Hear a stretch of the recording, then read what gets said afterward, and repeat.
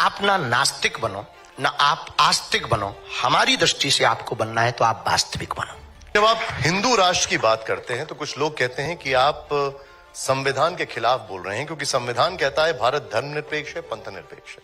ये थोपी हुई सेक्युलर, इस देश में सबसे बड़ी खतरा है सेक्युलर बनना। और कुछ आप जैसे पढ़े लिखे लोग ना इधर के ना उधर के बोले हम तो सेक्युलर।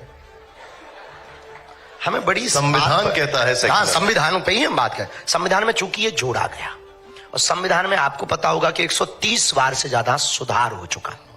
एक बार और कर लो, क्या घट जाएगा? फिर बहुत सारी चीजें चेंज करनी पड़ेंगी। चेंज करनी पड़ती हैं। देखिए, देश की कायाकल्प आपको करनी है, देश से हिंदू मुसलमान का लफड़ा आपको मिटाना है, देश के अंदर के दंगे को आपको खत्म करना है, देश को आपको विश्व गुरु के पटल पर बैठाना है, देश को आपको विकसित राष्ट्रों में खड़ा करना है। तो वो सेकुलर राष्ट्र से नहीं हो सकता है। छोटे छोटे ईसाइयों के देश हैं 95 से ज्यादा, पर वो इकोनॉमी में भी आगे हैं, वहां की व्यवस्थाओं में भी आगे हैं, डिजिटल में भी वो आगे हैं, और यहां तक कि एशिया, अब उनका जो भी होता है एरिया, उसमें भी वो सबसे आगे, हर व्यवस्था में वो आगे। क्यों? इसका मतलब ये नहीं कि वहां बहुत कम पॉपुलेशन। इसके 2-3 कारण कि वहां की विचारधारा एकदम क्लियर है, या तो इस साइड या उस साइड। अब ये तीसरा बीच का बीच खतरनाक लिया है।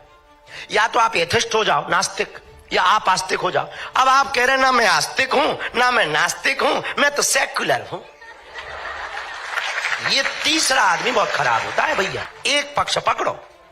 ये 2 नाव तो हमने सुनी थी सनातन में, जब तीसरी नाव तुम और अलग से ले आए।